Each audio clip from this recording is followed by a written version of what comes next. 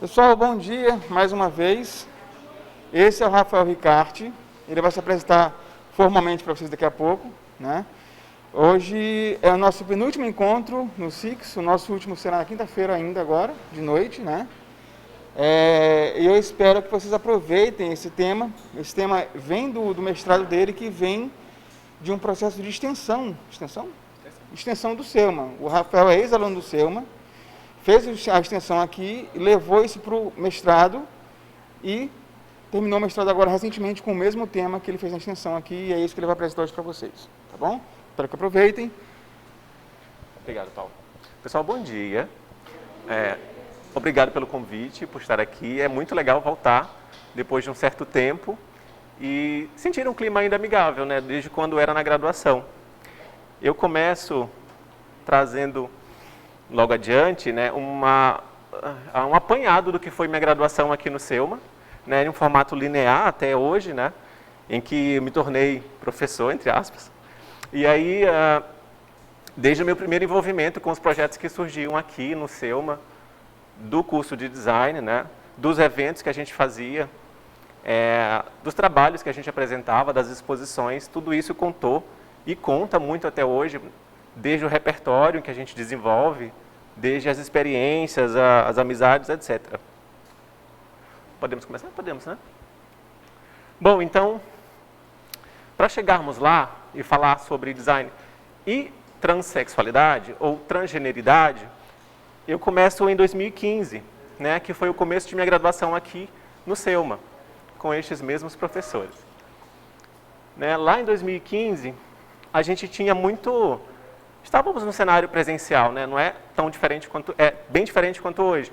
E nós tínhamos muito engajamento, a gente participava bastante, a gente fazia pequenos eventos ali no Red Lab ou ali próximo dos ateliês. Então, todo mundo participava bastante. Aqui eu trago algumas fotinhas que eram de alguns momentos durante a graduação, né? Aqui eu e o professor Aguinaldo, que não está mais com a gente, né? E a minha galerinha aqui no primeiro top 5 da nossa turma. Aqui foi uma exposição de fotografia do professor Gessé, lá no comecinho do curso. Mais adiante, nós tivemos aqui outros eventos assim bem esporádicos. Então, assim, nós estávamos sempre envolvidos em qualquer atividade que tinha, né? Obviamente que hoje, no momento remoto, é um pouco mais difícil, mas quando houver a oportunidade, participem, engajem, porque isso serve muito para a gente. Não só aqui na graduação, mas como portfólio, por exemplo, né? E ainda mais para frente, eu comecei a participar de um projeto chamado Desafio Universitário, que foi com a professora de ergonomia, até então, em que propusemos um desenvolvimento de produto com aproveitamento de cortiça. E tudo isso acontecia muito aqui dentro, né? Surgimos uma vontade, surgiu uma ideia, e levávamos isso para um momento de experimentação, de fazer um desafio, de fazer um evento, e tudo acontecia muito com o envolvimento de todo mundo. Bom, é isso aí. Mais para frente, já no desenrolar do curso, chegamos em 2018, que foi o final da graduação para mim, para minha turma, né? E aí começamos a participar de eventos como o R Magnético, que foi lá na UFMA. Que mais? Aqui a segunda parte do desafio universitário, aqui meu colega de turma, Dariel, a professora Rita Matos, a Fernanda Passos também, né? Aqui, já o final da graduação, né, um estado de espírito, morta. E aqui, finalmente, a graduação, né, a conclusão de um curso, a conclusão de uma história, a formatura. Alô, alô, graças a Deus, exatamente.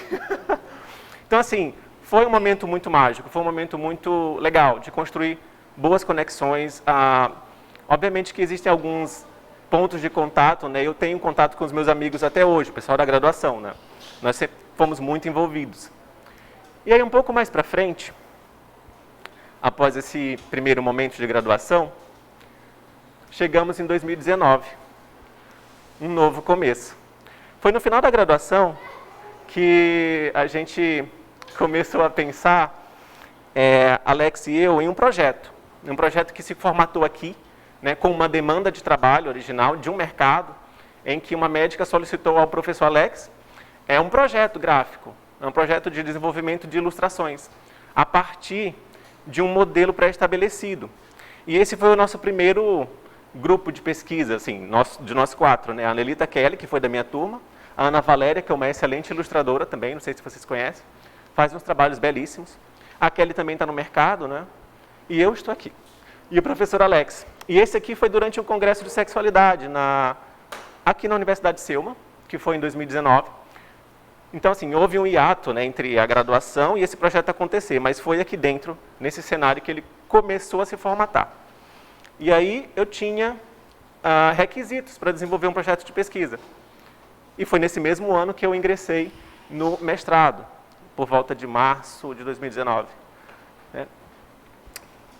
O meu trabalho surge com esse inquietamento, né, essa inquietação. Doutora, que corpo de mulher é este? Isso é uma afronta à minha pessoa. Lá no Hospital Universitário Materno Infantil, tem o ambulatório de sexualidades, que é um anexo do hospital.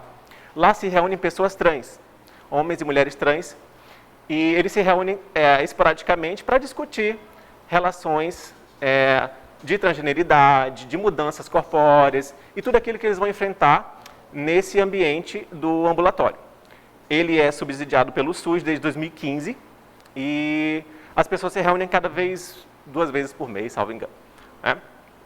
E isso deu origem, com muito mais força, à minha pesquisa, que tem como tema design participativo com usuários transgêneros, métodos para a produção de representações simbólicas. O que eu fui fazer lá? Eu fui investigar a não conformidade deste material aqui que vocês estão vendo, né? Desse corpo de mulher que eu não me identifico, conforme a fala que eu mostrei no slide anterior, deste corpo heteronormativo ao qual eu não me identifico enquanto sujeito trans, né? Enquanto pessoas que participam daquele grupo terapêutico com este formato de material gráfico, que foi aqui que formatou a demanda inicial, orientada pelo professor Alex até então. Né? E, dessa forma, houve um pedido de criação de um álbum seriado como este, lá para ser utilizado no ambulatório de sexualidades. Porque as pessoas não se identificam com um corpo heteronormativo, né? São pessoas trans, que não têm essa estrutura corpórea que nós temos. Né? Certo? Mais adiante, ainda no formato de fazer pesquisa científica, que não se distancia muito de fazer projeto, tá? A gente identifica um problema, a gente identifica, vamos lá, componentes de um problema, parte para os objetivos e vai delineando. Então, de uma certa forma, para a gente que faz design, há algumas semelhanças, né, entre fazer pesquisa científica e fazer projeto. Porque existe etapa de pesquisa, existe envolvimento com as pessoas, e foi isso que eu fiz, tá? No que diz relação ao design participativo, é um nível de envolvimento com as pessoas. Não é fazer projeto no nível de dependência, é fazer projeto com. É como se vocês demandassem um projeto e nós sentássemos de forma linear, cada um com seu conhecimento, e fizéssemos um projeto. Nesse sentido, eu propus o design participativo. Uma vez que eu, não sendo uma pessoa trans, eu não conseguiria conceber um corpo trans, partindo com a minha visão de uma pessoa cis que não tem aquela realidade, que não está imerso naquelas condições ou situações cotidianas. Aí, mais para frente, eu trago alguns elementos da minha pesquisa, né, que eu gosto de destacar bastante, de dar mais força a isso, que é em relação a como você trata esse problema de design, trazendo para a sua realidade. Em que nível que você pretende chegar? Né? Durante algumas aulas, a professora Raquel Noronha citava o nível de imersão nesse projeto, né? O nível de profundidade que você investiga alguma coisa através do design. E aí nós temos, por analogia, um abacate. Né? O nível superficial, que é a casca, onde você atinge algumas informações, com uma entrevista, com um questionário. E aqui eu estou falando de método de design, tá? Método de design para a pesquisa. A polpa, eu tenho uma camada mais densa, um substrato, que eu consigo alcançar com algum nível de participação, né? Ou entrando em contato com as pessoas, ou convivendo, ou fazendo observação participante, ou qualquer outra técnica. E aí, por fim, nós temos a semente, que poderíamos dizer que é o coração da coisa. Né? E tudo isso foi pensado, na minha pesquisa, para atingir essas pessoas, para identificar como que elas se representam, como que elas veem um corpo trans, uma vez que a demanda é pela formatação de uma ilustração que representa um corpo trans. Né? Isso aqui foi parte da minha pesquisa, foi e é parte da minha pesquisa. Mais para frente, ainda falando da pesquisa, eu utilizei 2 métodos que foram o grande trunfo da minha pesquisa. Se, no primeiro momento, eles não se identificam com as ilustrações que estão lá no álbum seriado, com aquele corpo heteronormativo, eu precisava de uma ferramenta em design, que pudesse me dar espaço para essas pessoas representarem como elas se veem. Né? Então, nesse formato, eu pedi, através dessa ficha, né, um exemplo de ficha, órgãos internos e órgãos externos do corpo de uma pessoa trans, sendo homem ou mulher. Né? E a partir de então, nós tivemos 56 representações simbólicas de um corpo trans, ainda com alguns elementos que fogem à temática de sexualidade. Né? Nós temos ali um cérebro, um nariz, um coração, uma mão. E isso abre margem para outras pesquisas. Né? Por que essas partes relacionadas à sexualidade contêm órgãos que não estão relacionados com sexo? Né? Ou seja, é uma pesquisa que vai abrindo espaço para mais pesquisas. Tá? Esse aqui foi o primeiro resultado de minha dissertação. Logo adiante, eu parti para um método de verificar o que foi produzido antes, chamado de método de reidentificação por Eliana Formiga, que estava na minha banca, obviamente. E aqui, nesse momento, nós tivemos a validação do que foi produzido antes. Bom, tem uma infinidade de genitália, tá? Acostumem-se. Então, nesse momento, era produzido cartas, nas quais esses usuários utilizariam adesivos que eu produzi, né, para colar nessas cartinhas, para validar o que foi produzido antes. Então, eu utilizei um método de teste, né, de produzir resultados e de ser validados esses resultados, no segundo momento. E aí eu já tinha algo mais sólido, mais próximo daquilo que eu poderia desenvolver. Nós vamos ver um pouquinho mais adiante. Aqui, por exemplo, eu tenho uma mulher trans respondendo ao método de reidentificação. Como eu disse a vocês, eu isolei cada uma das 56 representações feitas à mão, transformei em adesivos, entreguei cartas com nomenclaturas homem trans e mulher trans, para que isso pudesse ser validado com outras pessoas, né, com outro grupo. Lembrando que no momento em que eu comecei essa pesquisa era 2019. No momento de finalização era pandemia, né? E eu tive que adaptar isso para um modelo remoto, para um modelo em que eu não tinha contato com as pessoas. E que hoje gerou para mim um grupo de pesquisa lá na unidade onde eu trabalho. Né? Não há passabilidade, todo corpo tem limites, respeito ao seu corpo, as que nascem com pepeca, as que têm piu-piu e as cirurgiadas. No método de reidentificação, eu consigo identificar mais requisitos para pesquisa. Né?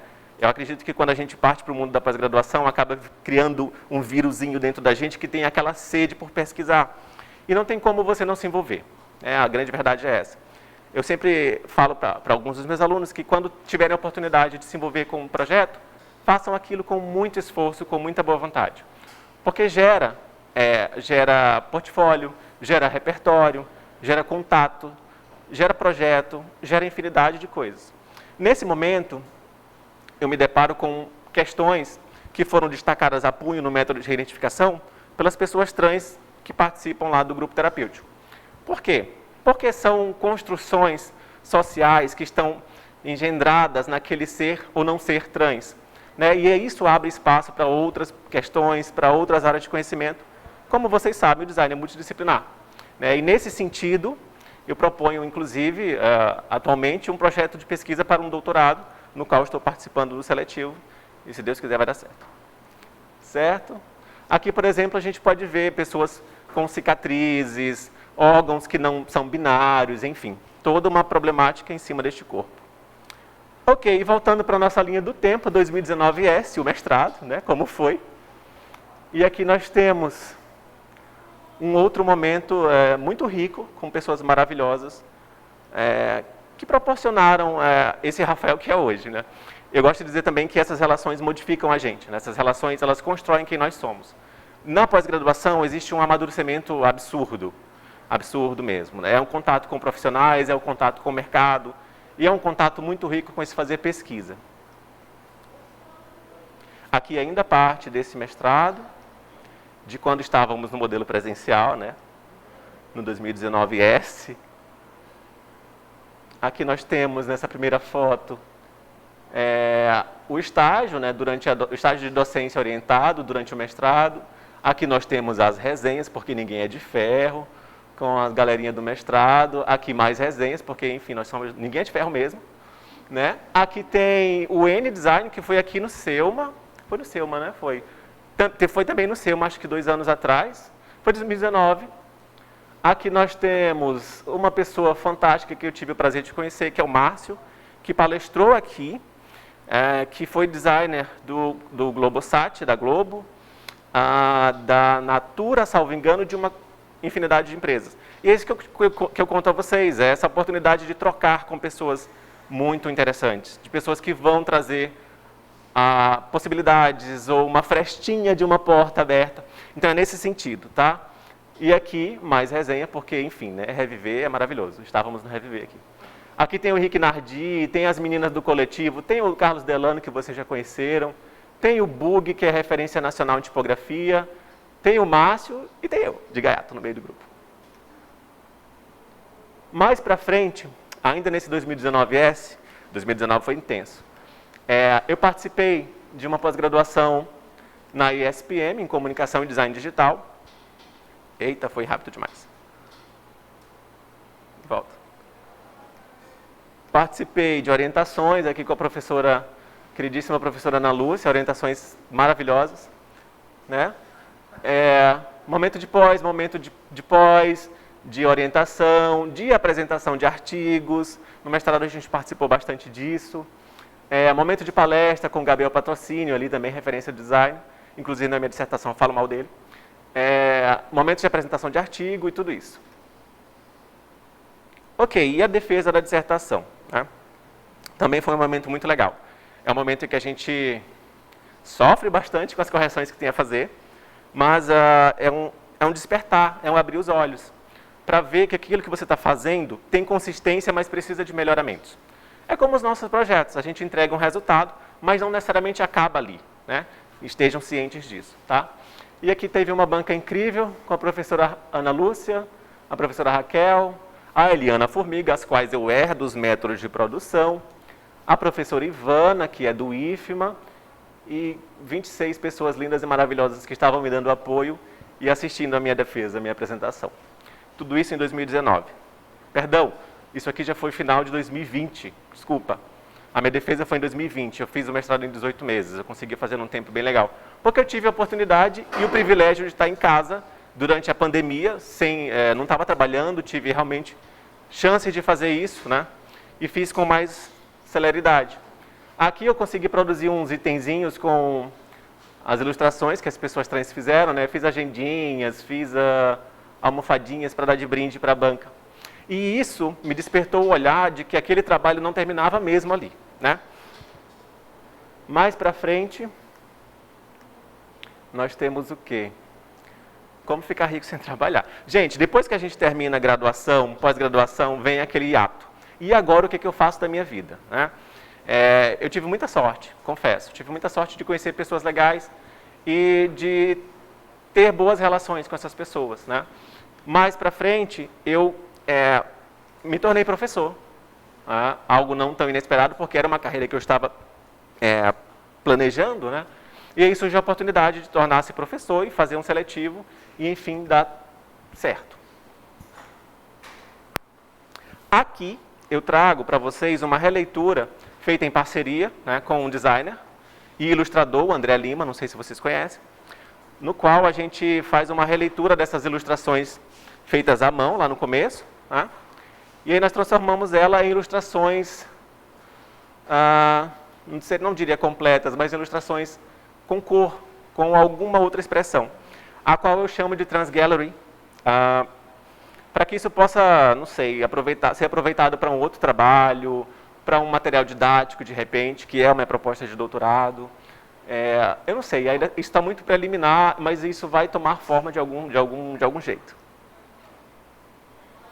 O que eu fiz com isso? Eu fiz também tem um projeto chamado Projeto Vortex, que acontece lá no centro, que é uma rua, não sei o nome da rua, se alguém souber, por favor, me ajude. no qual alguns artistas daqui de São Luís disponibilizam seus trabalhos para serem colocados em murais e ou grafitados lá no centro. Então, quem tiver a oportunidade, o meu Trans Gallery está lá com corpo transgênero, corpo imagem, trans é identidade e gênero é uma performance, né? Isso está lá disponível no centro, com vários outros artistas, acho que Romildo Rocha, enfim, uma galerinha conhecida muito bacana. E aqui já por fim, né, se é que isso é um fim, tomara que não, nós temos professor seria estar, né, é um estado. Aqui eu tenho eu e Ana Paula, que é uma colega de trabalho, saiu do nada, que é uma colega de trabalho, né, que também fez mestrado acadêmico lá na UFMA, a linha dela é mais ergonomia. Aqui tem o meu primeiro grupo de pesquisa, no qual a gente está pesquisando métodos de fazer design no ambiente remoto, que é uma outra dificuldade, um outro empecilho.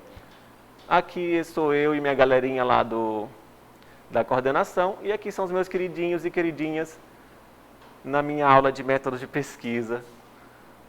E é isso. Devia ter colocado 3 pontinhos ali, em vez de ponto final. Certo? Alguém quer perguntar alguma coisa? É isso.